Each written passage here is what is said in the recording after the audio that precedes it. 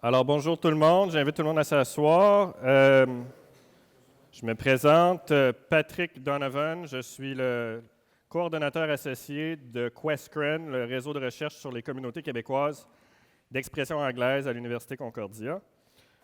Aujourd'hui, je vais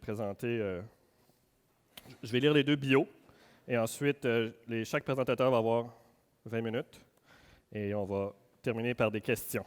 Donc d'abord, Michele Gazzola is a lecturer in public policy and administration at the School of Applied Social and Policy Sciences at Ulster University. He holds a PhD in multilingual communication management and a master's in economics. His research areas include public policy, language policy and planning, the economics of languages, and multilingualism as a social phenomenon.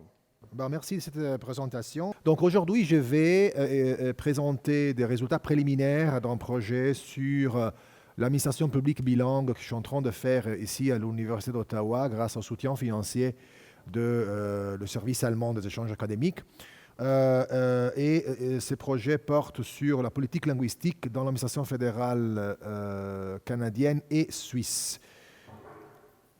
Dans les deux administrations publiques, entre autres choses, enfin la politique linguistique dans les deux pays, en fait, elle aborde plusieurs questions. Une de ces questions est l'égalité entre pas seulement les citoyens, mais aussi les fonctionnaires. Je ne suis pas le premier à avoir abordé ces sujets, bien sûr, et heureusement. Il y a une recherche dans les deux pays. Vous voyez ici des auteurs, certains sont présents aussi en salle, qui se sont penchés surtout sur la question de la représentation entre les communautés. Donc la question de la bureaucratie représentative, sur laquelle je ne vais pas parler aujourd'hui parce qu'il y a déjà de la littérature. Moi, je veux contribuer au débat sur ces sujets à l'aide des théories et méthodes de l'analyse des politiques publiques, notamment en ce qui concerne les instruments de la politique linguistique. Donc, c'est plutôt ça que ça va être mon approche ici aujourd'hui. Et je vais me concentrer surtout sur la question de l'usage des langues plutôt que de la représentation. Donc, la pratique du multilinguisme, notamment la question est-ce que les mesures adoptés dans les deux pays, les instruments utilisés favorisent effectivement une pratique du bilinguisme ou du trilinguisme même ou pas. Donc il vaut mieux commencer par un bref rappel. Je sais que tout le monde ici est très, très expert, connaît beaucoup, très bien déjà la question du Canada.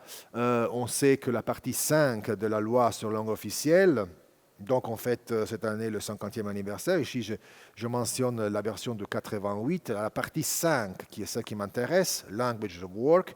À l'article 34, on rappelle que les deux langues officielles peuvent être utilisées dans l'administration fédérale et que les officers as employees, donc les employés, les officiers, les managers, dans toutes les institutions fédérales, ont le droit d'utiliser la langue de leur choix dans les régions désignées bilingues. Ça, c'est quelque chose d'important. Donc, l'État, le gouvernement, à travers l'administration publique, a un certain nombre de devoirs. Je cite ici la loi. Donc, créer un environnement propice à l'usage effectif des deux langues. L'usage, c'est ce qui compte, pas seulement la compétence. Et accommoder the use of other official languages. Et puis, il y a un certain nombre de choses qu'il faut faire. Avoir les droits d'être supervisé dans la langue de son choix, avoir les services, la documentation et les outils informatiques, y compris, et en plus l'entraînement dans les langues de leur choix. La réalité, qu'on connaît, elle est différente. Ici, je mentionne des données officielles tirées par l'enquête sur la fonction publique publiée en 2017, sur un grand échantillon, plus que 60% de tout le personnel fédéral. Vous voyez qu'ici, sur ces côtés, les côtés gauche du tableau, je mentionne certaines questions tirées par l'enquête, notamment les questions qui concernent la langue. Ici, on parle d'avoir le matériel dans la langue préférée, pouvoir écrire les messages dans la langue qu'on préfère, utiliser la langue à l'oral pendant les réunions, communiquer avec son superviseur, etc. Vous voyez que dans les deux cas, on voit que chez la communauté des fonctionnaires anglophones, ce droit il est pratiquement toujours atteint, avec des pourcentages qui dépassent toujours 90%. J'utilise ici la numérotation suisse, si vous préférez, je dis 90, mais bon. On ne peut pas avoir honte de ce qui se passe pour la communauté francophone, je pense. Ce sont des pourcentages tout à fait considérables, mais il y a quand même un écart assez grand, 30% dans ces cas, hein, written materials, et à peu près 20%, voire plus, dans d'autres cas. Donc il y a encore quelque chose qui ne marche pas. L'égalité n'est pas complètement atteinte. Peut-être qu'il ne faut même pas attendre si les fonctionnaires sont contents comme ça. Moi, je ne pense pas. Il faudrait faire davantage de recherches, mais il faut voir. Je pense qu'il y a quand même, ici, derrière, il y a un manque de satisfaction derrière ce pourcentage, de frustration peut-être de la part de certains fonctionnaires. Dans le cas suisse, on a une situation pour certains aspects semblables. La loi a été adoptée en 2007, donc bien plus tard que dans le cas canadien. Mais la loi prévoit essentiellement des choses semblables. Vous voyez ici l'article 9 dit dans l'administration fédérale, le personnel a le droit d'utiliser et de travailler dans la langue de son choix, la langue officielle de son choix, soit en allemand, en français ou en italien. Le romanche, c'est la langue nationale, mais elle n'est pas officielle. Donc les trois langues officielles sont le français, l'allemand et l'italien. Et l'administration fédérale, donc l'État, doit faire en sorte que cela soit possible. Donc elle doit donner les instruments pour le faire. Dans le cas suisse aussi, l'égalité n'est pas atteinte, quoique la situation n'est pas totalement catastrophique, bien évidemment. Vous voyez qu'à peu près 3/4 des employés ont la possibilité de travailler dans la langue qu'ils préfèrent. Mais les réunions fonctionnent essentiellement en modalité allemand-français, alors que l'italien n'est pas utilisé beaucoup. Les cadres de langue maternelle italienne et française sont moins susceptibles, ont moins de possibilités d'attendre les positions hiérarchiques élevées, parce qu'ils n'ont pas des compétences excellentes en allemand, souvent, qui est la langue dominante en Suisse, je le rappelle, avec l'allemand, la langue de la majorité, suivie par le français, l'italien et le romanche. Il y a une surreprésentation des cadres qui ne sont pas, une surreprésentation des cadres germanophones dans la fonction publique, alors que les communautés de langue italienne et romanche sont surreprésentées. Or, la politique linguistique, en fait, peut être vue, et ici je pense que je suis vraiment dans le bon endroit, comme une forme de politique publique. Je ne pense pas qu'il faut expliquer beaucoup de quoi on parle. Donc ce sont toutes sortes de mesures et l'action de l'État dans la gestion de la diversité linguistique. Et à ces propos, il faut introduire une distinction, ou la rappeler plutôt ici, je crois, entre politique publique et donc politique linguistique substantielle et politique publique institutionnelle. C'est quelque chose dont on insiste souvent parce que la différence entre les deux n'est pas forcément claire en politique linguistique. Donc, les politiques publiques substantielles sont des politiques qui visent à aborder un problème défini politiquement comme collectif, comme ça peut être le chômage ou l'abus d'alcool chez les jeunes, ou bien une minorité linguistique en situation de déclin. Les politiques publiques institutionnelles, par contre, visent à modifier la structure même de l'État, notamment ses ressources humaines et de gestion, pour permettre de mieux mettre en place des politiques substantielles. Le cas de la politique linguistique, notamment dans le cas de l'administration fédérale suisse et canadienne, c'est une politique linguistique mixte. C'est-à-dire que on doit, pour atteindre l'objectif de permettre aux fonctionnaires de travailler dans la langue qu'ils préfèrent, il faut justement changer l'institution même. Donc c'est pour ça qu'elle est spécialement compliquée comme politique linguistique. Elle mélange les deux éléments. Donc la question de fond est de voir quels sont les instruments de politique linguistique adoptés dans les deux pays. quels sont les instruments substantiels et quels sont les instruments institutionnels adoptés dans les deux administrations fédérales. Je rappelle qu'un instrument de la politique publique en général est défini, ici je cite un de plusieurs définitions existantes, comme les instruments à travers lesquels les gouvernements font en sorte de pousser les individus ou les groupes à faire des décisions, à prendre des décisions et des actions qui sont compatibles avec les politiques publiques. Donc, des instruments, par exemple, pour réduire la pollution, diminuer la circulation urbaine ou utiliser davantage les deux langues officielles, ou bien plutôt dans une situation d'égalité. Pour éviter de créer des listes infinies et pas utiles, en fait, d'instruments, il faut les classifier. Il faut chercher à donner un peu d'ordre. Et j'utilise ici une nomenclature, une façon, un cadre qui est assez connu dans les sciences politiques, notamment dans l'analyse et évaluation des politiques publiques, basée sur la ressource mobilisée par l'État pour atteindre ses objectifs. Alors, ces ressources sont en nombre de 4.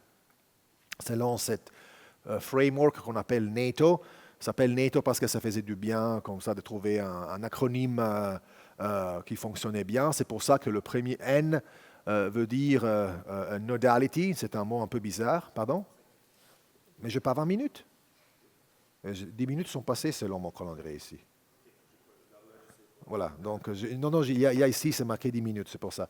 Donc, nodality, ça veut dire essentiellement information. Le fait que l'État est au centre d'un réseau d'information fait en sorte que le gouvernement peut mobiliser cette ressource pour soutenir des instruments de nature informationnelle, comme par exemple les indicateurs de performance, les campagnes d'information ou le benchmarking. L'autorité, bon, là, je pense que c'est clair, c'est le pouvoir de pouvoir interdire ou donner des droits ou les enlever.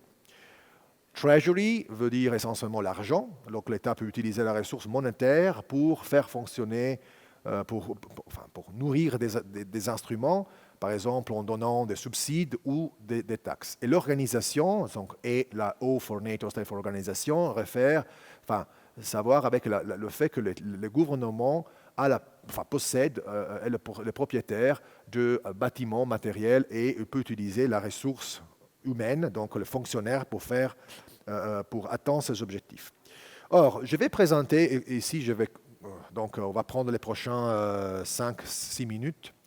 J'ai encore cette diapositive et la prochaine. Alors, cette diapositive, vous voyez, présente les outils adoptés par le Canada. De nature substantielle, en italique, ce sont ceux de nature institutionnelle organisés selon les 4 ressources: Nodality, Organization, Authority and Treasury. La prochaine diapositive, plus ou moins la même, mais ça rappelle la Suisse.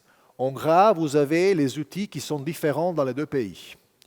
Alors là, il faut passer un peu de temps pour faire un commentaire sur ces diapositives avant d'arriver à la conclusion. Donc, dans les deux pays, il y a une prévalence d'instruments de politique linguistique qu'on peut dire faibles, parce qu'ils utilisent la ressource de l'information, comme par exemple les campagnes de sensibilisation, les rapports, l'exhortation moral suasion. Ça ne veut pas dire que ce n'est pas efficace, ça veut dire qu'ils ne sont pas si forts parce qu'ils ne sont pas contraignants.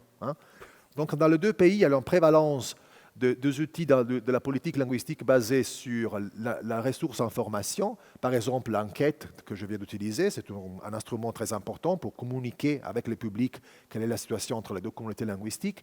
Il y a toutes sortes de rapports et évaluations qui sont faits, comme le rapport annuel du commissaire de langue officielle, le modèle de maturité, le report cards, et toutes sortes d'outils essentiellement basés sur la ressource information ou organisationnelle. Services de traduction et interprétation, instruments IT, donc informatique bilingue, et fournir directement des cours de langue ou payer pour ça. Ces autres instruments, les instruments plus ou moins ont des noms différents, mais ils se rassemblent dans les deux pays. Il y a par contre des différences importantes au niveau des instruments qui utilisent la ressource authority, donc pouvoir en fait, et monétaire. Dans le cas suisse, la prime au bilinguisme, c'est-à-dire les $800 par année d'avantage que reçoivent les fonctionnaires qui sont bilingues dans l'administration fédérale canadienne, dans le cas suisse, elle n'existe pas. Par exemple, on observe des différences par rapport à cette case. Au cas du Canada, l'instrument peut-être le plus fort et plus puissant, c'est justement la désignation bilingue de certaines régions. Donc, dans des régions désignées bilingues, les fonctionnaires, notamment au niveau de l'exécutif, doivent avoir certaines compétences linguistiques, alors que ce n'est pas le cas, ou pas forcément le cas, dans les régions unilingues. Vous pouvez être un exécutif, travailler en Alberta. Si vous n'avez pas supervisé des personnes bilingues, vous pouvez être un cadre unilingue. Ça, en Suisse, n'est pas possible. Et ça, c'est une différence fondamentale sur laquelle je veux tout de suite parler. Dans le cas suisse, les compétences linguistiques sont liées au poste et pas au territoire, et sont universelles. Si vous faites partie d'un certain niveau hiérarchique, ici donc cadre supérieur ou cadre de manager, on vous demande de connaître, à part votre langue maternelle, une deuxième langue officielle au niveau actif et la troisième langue au niveau passif. Ce qui fait que, en principe, la communication, en principe, bien sûr, elle est toujours possible. Parce que si tout le monde parle deux langues et a la compétence passive de la troisième, on peut toujours se comprendre sans besoin d'avoir une lingua franca. Et d'ailleurs, il n'y a même pas besoin de demander ou de donner un prime au bilinguisme parce que on demande exactement la même chose à tout le monde. Donc pourquoi on doit payer davantage les gens si on demande à tout le monde la même chose? Une chose qui est différente en Suisse, c'est que là, il n'y a pas des quotas, mais ce qu'on appelle target ranges, donc des fourchettes. Ça, c'est quelque chose qui en Canada n'existait pas. Et des politologues ont déjà montré le pourquoi. Un pays dans lequel on privilégie le mérite individuel, donc il ne faut pas avoir des quotas au Canada. En Suisse, on fait différemment. Il n'y a pas de quotas, mais il y a de fourchettes. Donc l'administration publique doit plus ou moins se diriger à tous les niveaux de la hiérarchie vers une représentation indiquée ici dans cette diapositive. On donne priorité aux candidats sous-représentés. On a des outils, dans le cas suisse de nature informationnelle, très détaillés qui sont en train de se mettre en place, notamment un système d'évaluation systématique des compétences linguistiques de tout le personnel de l'administration fédérale, dans lequel on demande, avec un grille d'auto-évaluation, des descripteurs assez précis, quel est le niveau de compétences actuelles de fonctionnaires, ce qu'en allemand appelle Ist-Zustand, so how it is, et quel est le niveau demandé par le poste. Soll-Zustand means should be. En faisant la comparaison entre ce qu'on a et ce qu'on devrait avoir, selon la caractéristique du poste, on peut planifier mieux quelles sont les interventions des politiques linguistiques pour augmenter les compétences des fonctionnaires. Voilà. Donc, essentiellement, vous voyez, pour ce qui concerne cela, c'est plus ou moins le même. Ils ont d'autres formes d'organisation. Ici, vous avez le réseau des champions de langue officielle. Là, ils ont le délégué fédéral pour le plurilinguisme, le centre de formation de l'administration fédérale. Mais essentiellement, les instruments de nature nodale et organisationnelle, ils se rassemblent.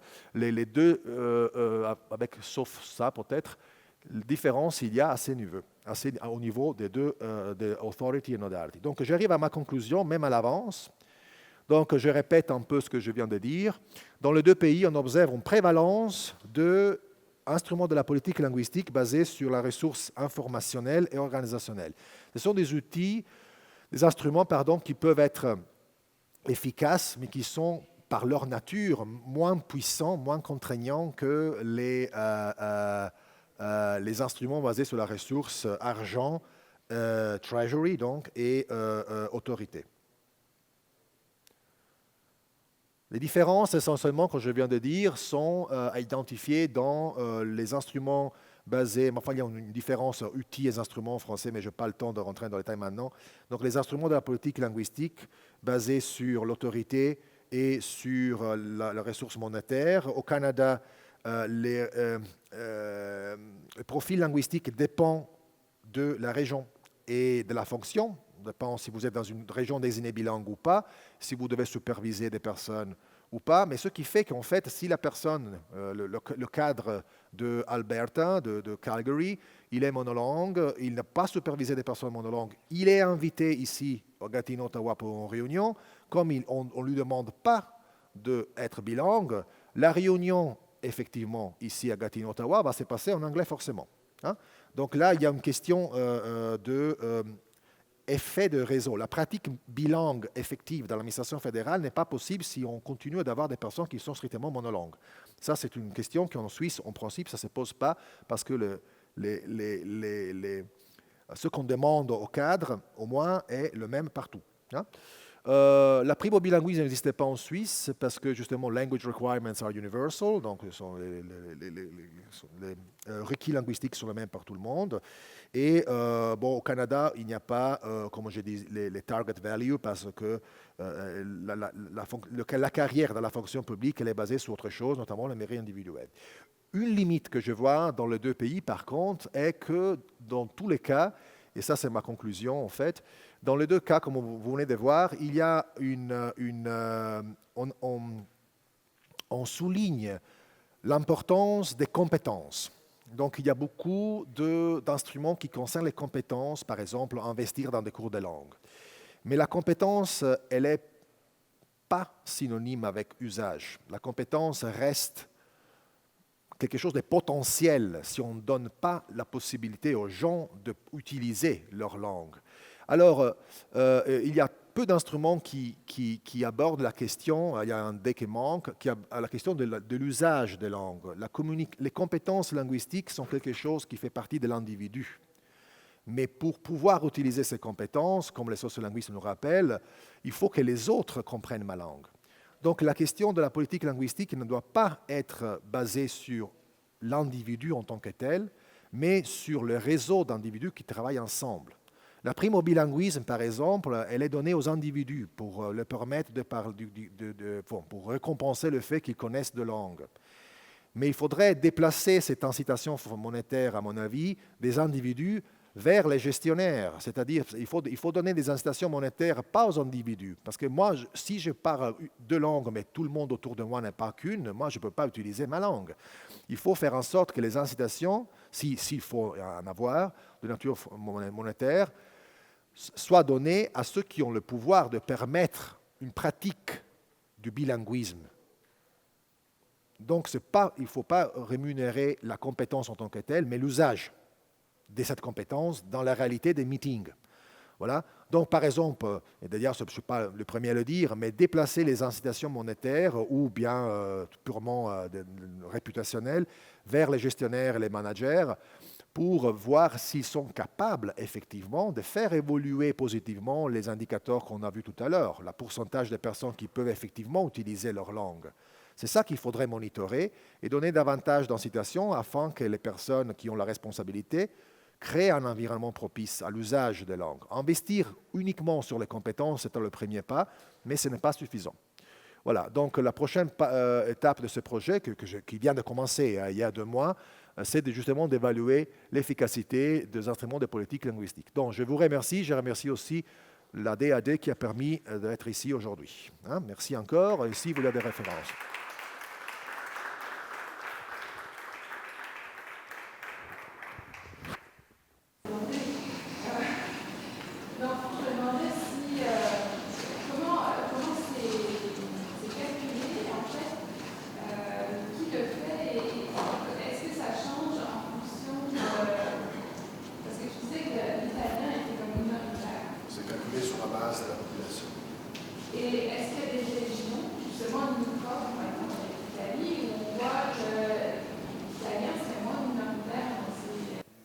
Non, il y a des cantons, la plupart des cantons sont monolangues. Dans l'administration fédérale, je parle fédéral, pas local, qui en Suisse s'appelle cantonal, il y a bien sûr un canton où le monolangue italien, mais ce n'est pas cela l'objet de la recherche. Au niveau fédéral, donc l'administration essentiellement à Berne et dans les lieux où l'administration fédérale travaille, on devrait respecter le pourcentage de la population de langue maternelle français, anglais, enfin français, allemand, italien et romanche. Voilà, c'est un peu ça.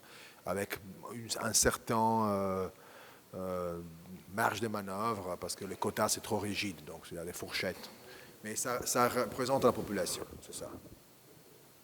Une autre question, mais si je vais laisser parler. Oui. À la fin, le projet commence, et je trouvais ça intéressant l'idée de comme parler à la prime. Je fais une différence entre les compétences et l'usage. Et puis, est-ce que dans ton objectif de comparer les deux pays, est-ce que tu as l'intention, admettons, de simuler, c'est une recherche en économie, d'essayer de voir qu'est-ce que ça ferait ici si la prime au bilinguisme existe au Canada, existe en Slovénie, existe dans les vallées ladines en Italie et en partie aussi en Belgique. C'est un instrument qui est né dans les années 60-70 où on croyait qu'en donnant davantage d'argent, on peut obtenir ce qu'on veut des gens. La recherche en public management montre que ces systèmes d'incitation monétaire fonctionnent dans l'administration publique moins bien que dans les privés. Il y a d'autres sources, la motivation intrinsèque est la plus importante. Et en plus, elle fonctionne si la performance à laquelle la prime est liée, elle est très clairement définie. Dans le cas canadien, on demande juste de passer un test, mais on demande nulle part de montrer qu'on pratique le bilinguisme. Donc cette prime, elle ne peut pas fonctionner parce qu'elle est mal désignée. Il faudrait lier la prime, si on veut garder cet instrument monétaire, il faudrait la lier à l'usage, pas à la compétence. Ou si tu la lies à la compétence, il faudrait tester tous les 2 ans, mais tester vraiment pour faire en sorte que ça reste active. Mais comme ça, comme elle est faite, et en Slovénie, c'est exactement la même chose, c'est juste donner davantage d'argent aux gens, et puis c'est bon.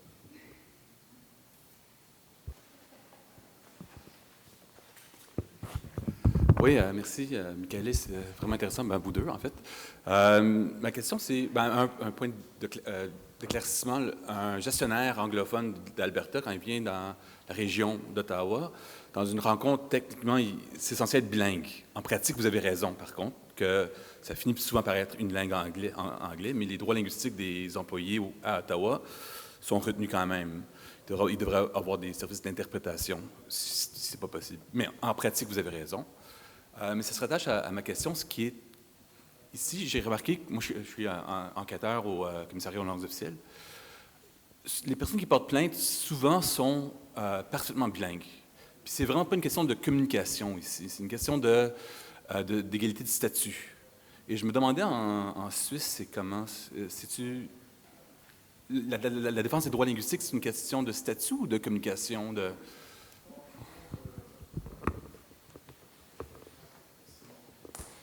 Bon, pour répondre à ces questions, il faut faire un pas en arrière. L'idée que la communication est un processus pour transmettre d'informations est trop primitive. C'est-à-dire, ce n'est pas seulement le fait que je suis capable de communiquer dans les 2 langues officielles qui fait en sorte que je suis content. Pour la communication efficace, bien sûr, on doit se comprendre, mais il y a une étape ultérieure qui est voir reconnaître la langue que je préfère comme langue dans laquelle je peux travailler, même si c'est après, même si ça reste qu'au niveau potentiel. Parfois, j'utilise une 2e langue, mais je suis content d'avoir le droit de pouvoir le faire. Donc, ça ne m'étonne pas qu'il y a des plaintes de la part des personnes bilingues, parce que ce n'est pas tout simplement la question de voir si je peux utiliser ma langue ou pas, mais si j'ai le droit de le faire dans toutes sortes d'occasions qui pour moi sont importantes. Dans le cas suisse, il n'y a pas l'équivalent de commissaire aux langues officielles. La loi, comme vous avez vu, a été adoptée il y a 10 ans, l'ordonnance en 2010, donc il n'y a pas encore une entité, une institution qui peut recueillir des plaintes pour l'instant. Je pense cependant qu'à la base, il y a une vision de langue nationale différente. Dans le cas canadien, qu'on a vu ce matin d'ailleurs, il y a historiquement, aujourd'hui beaucoup moins, une situation de départ de conflit entre les deux communautés. Il n'y a pas ça en Suisse. La Suisse est définie comme Willensnation, une nation basée sur la volonté de rester ensemble. Donc on fait en sorte de pouvoir permettre à tous les 4 communautés linguistiques et 3 langues officielles d'être bien représentées au sein de l'administration. Mais il n'y a pas de conflit. Il y a des clivages, bien sûr, mais il n'y a pas une situation de départ de conflit. Ce sont des communautés linguistiques qui se sont mises ensemble pour faire fonctionner le pays. Et alors là, on n'est pas dans cette logique de porter plainte. On montre qu'on n'est pas content, et après on essaie de trouver une situation discrètement, toujours. C'est un peu ça la méthode, j'ai l'impression.